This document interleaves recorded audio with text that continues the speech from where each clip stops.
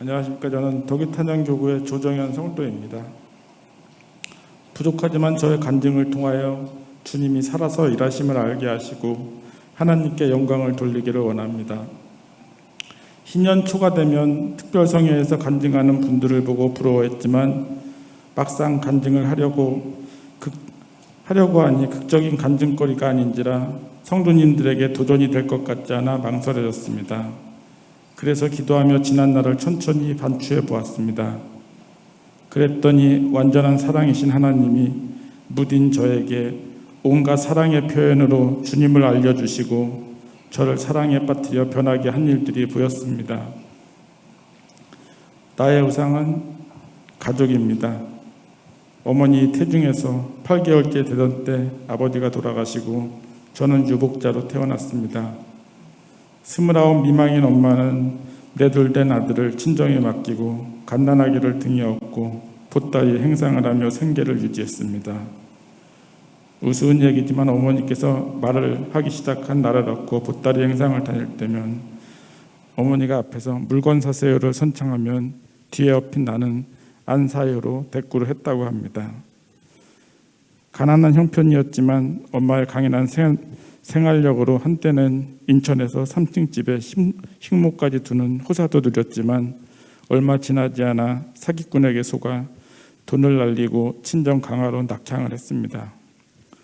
젊은 시절 고생으로 엄마는 늘 아프셨고 막내인 제가 장가갈 때까지는 살아야 하는데 살 수 있을까 하는 걱정을 늘 입버릇처럼 달고 사셨고 내가 10살 때 엄마는 자궁암 수술을 했습니다. 그때를 기억하면 이모가 엄마가 조금 아픈데 며칠만 지나면 금방 오실 거라고 위로를 했지만 3일이 지나고 일주일이 되어도 어머니는 오시지 않았습니다. 남겨진 저는 엄마의 죽음과 고아가 될 것 같은 두려움에 매일 밤 기도했습니다. 신앙도 없는 꼬마였지만 하나님이 계시고 엄마만 살려주신다면 시키는 일은 무엇이든지 하겠다고 기도했습니다. 후에 기도 중에 한 일이지만 하나님이 홀로 울고 기도하는 어린 나를 보여주시며 그게 서원이라고 일깨워 주셨습니다.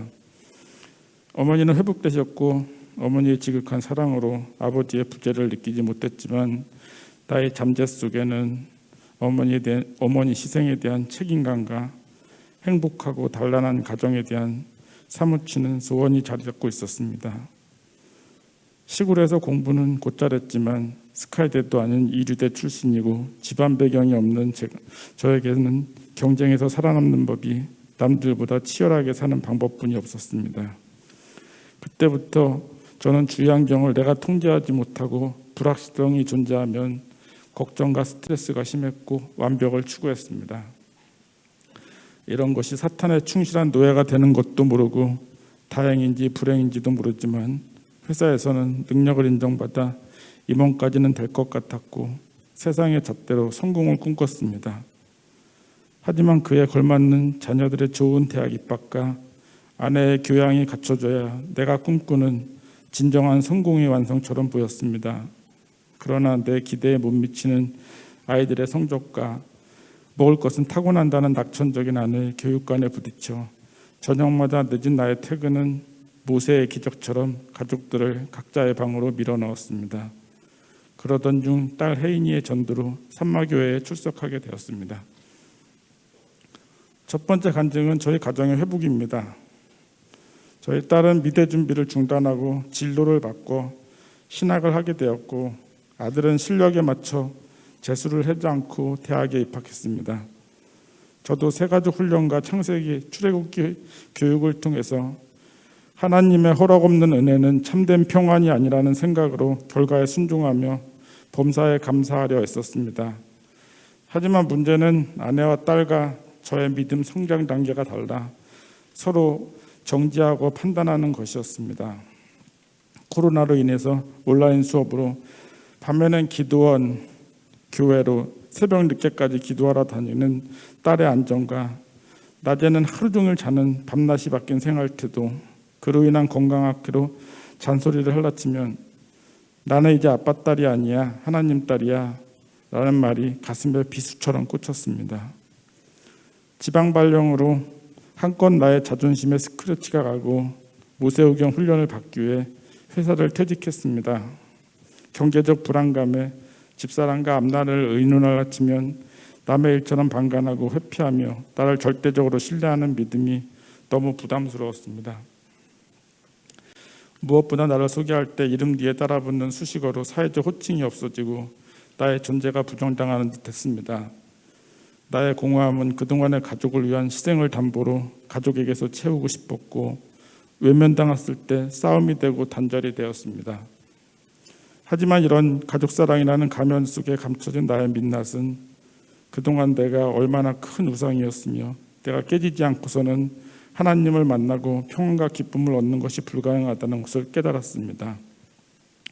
얼마 전 기도 중에 스스로 친절하고 남에 대한 배려가 많다고 생각했는데 사람을 대할 때는 외모와 배경, 나에게 도움이 되는지를 계산하며 심지어 지나가는 동남아 사람들을 무시하고 동정하는 모습과 고아나 어려운 사람을 돕는 이면에는 우월감과 자기만족이 자리 잡고 있었습니다. 또한 나의 공허를 가족에게 채우려는 기대는 나에 대한 열등감과 불안함의 또 다른 표출이란 것을 알게 되었습니다. 작년에 조카를 자식처럼 사랑해준 큰 외삼촌이 노안으로 요양원에 계실 때 이왕 돌아가실 바에는 내가 재직 중에 돌아가셔야지 손님도 많고 조의금도 많이 들어올 텐데 라고 생각했던 것을 기억하며 내가 얼마나 악한 죄인인지를 깨닫고 회개의 눈물을 흘렸습니다. 이런 것들이 사탄의 노예가 되어 살아온 삶의 결과이고 두려움이었습니다. 하나님의 구원이 나의 선행이나 노력으로는 불가능하며 예수님의 보혈의 능력이 아니면 불가능하다는 것을 깨닫게 되었습니다. 지금 어머니는 81세로 정정하게 신앙생활 잘 하고 계시고 우리 딸은 성령님의 은혜로 부모를 많이 이해해주는 착한 딸이 되어가고 있습니다. 무엇보다 영혼 구원에 주님이 귀하게 쓰실 거란 믿음과 확신을 심어주었습니다. 아내를 바라보는 제 눈은 날마다 헤어나올 수 없는 콩깍지를 씌우셔서 부시기 아침에 일어나 하품하는 모습까지도 깨물어주고 싶은 남사스러운 마음을 주셨습니다. 이렇게 저의 가정은 회복이 되어가고 있습니다. 두 번째는 축사를 통한 공황장애 극복입니다. 저는 10년 전 어느 부산 출장 비행기를 기다리다 만성 비염으로 코막힘이 심하고 숨을 쉴 수가 없는 공황장애 증상이 나타나서 고생을 했습니다. 그 후로 해외 출장은 후배에게 미루고 국내는 기체를 이용하여 업무를 조율했습니다. 그러다 상사의 추천으로 라스베가스 전시회에 손님을 모시고 관광 겸 일주일 휴가 같은 출장 기회가 있었는데 동료들의 부러움과 그랜드 캐년을 가보고 싶은 욕심에 출장 수속을 밟았습니다. 그러나 출발일이 가까우며 숨을 못 쉴 것 같은 두려움으로 출장 포기를 하려 했으나 앞으로의 진급과 사회생활에 치명적인 단점이 될까 두려워 죽을 각오로 감행했고 그 덕분에 공황장애를 극복하는 듯했습니다. 그런데 올여름 끝나갈 무렵 다시 공황장애가 찾아왔고 이정신 목사님께 축사기도를 받았습니다. 3일씩이나 나를 위해 하루 3-4시간씩 땀 흘려 기도하는 목사님과 전도사님, 권사님의 노고가 너무 고맙고 미안해서 다 나은 것 같다고 말씀을 드렸으나 내 상상 속 테마식처럼 그동안 숨어 살던 사탄이 본색을 드러내고 소리치며 떠나가는 그런 일은 일어나지 않았습니다. 대신 3일 금식 기도에 마음을 주셨고 이를 결단하고 시행했습니다. 평소에 식탐으로 비축해 놓은 덕분에 물만 먹으며 하는 금식은 어렵지 않았습니다. 그런데 이틀째 남성셀 모임에 다녀온 후 다시 찾아온 숨막힘과 메스꺼움으로 3일차에는 물도 못 삼키고 구역질로 이러다 죽는구나 하는 생각이 들었습니다. 하지만 할 수 있는 일이라곤 찬송가와 성경 말씀을 듣고 예수의 이름으로 귀신을 쫓아내고 살려달라는 기도밖에 할 수가 없었습니다. 결과는 성공적이었습니다. 이 모든 것이 축사를 해주신 주의 종들의 수고의 결과입니다. 아직도 가끔씩 숨막힘과 두려움에 휩싸일 때가 있지만 이제는 두려움의 실체를 알았고 사탄을 대적하는 방법을 알았기에 영적 싸움의 준비를 늘 하고 있습니다.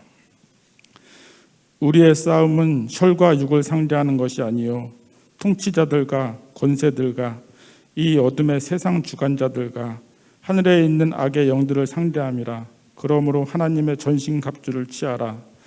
진리로 허리띠를 띠고 평안의 복음의 신을 신고 구원의 투구와 성령의 검 말씀을 가지라.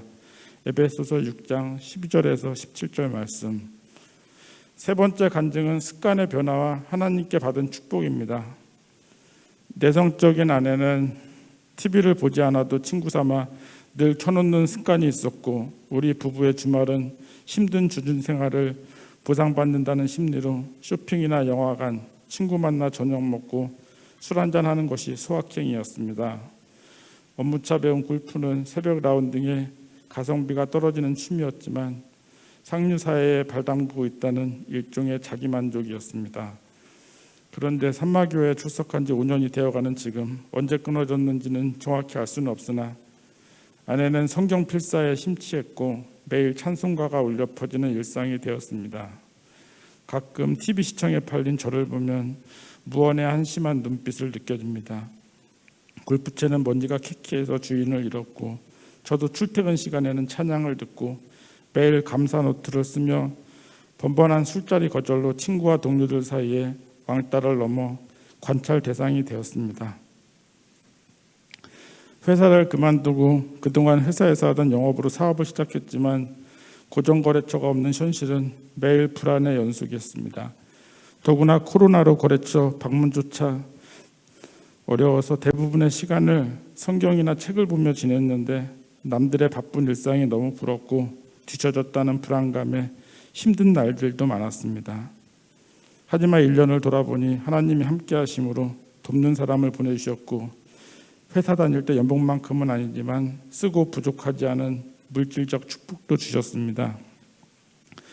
중간에 하나님이 물질의 축복을 부어주실 때는 내가 교만해져서 아직 주님, 저에게는 주신 사명이 무엇인지 모르겠습니다.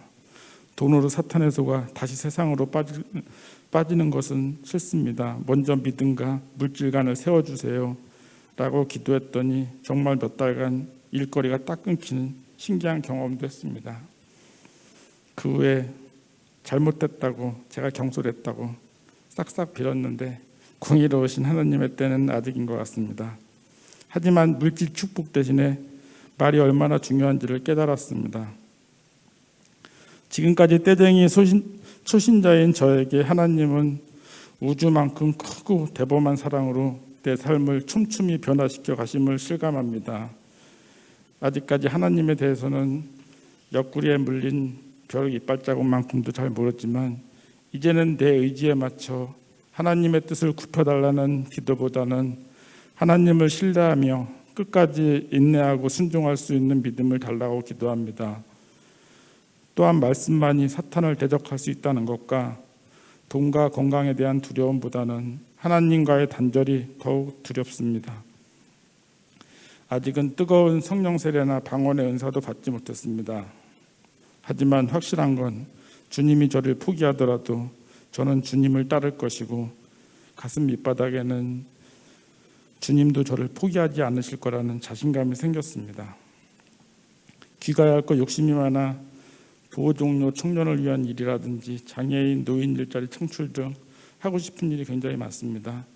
하지만 2022년도에는 내 감정이나 만족이 아닌 주님이 나를 빚으시며 주님께서 내게 주신 사명을 깨닫기를 소망하며 나의 삶과 행동 변화를 통해 사탄의 노예로 사는 주위 분들이 하나님을 만나기를 기도합니다.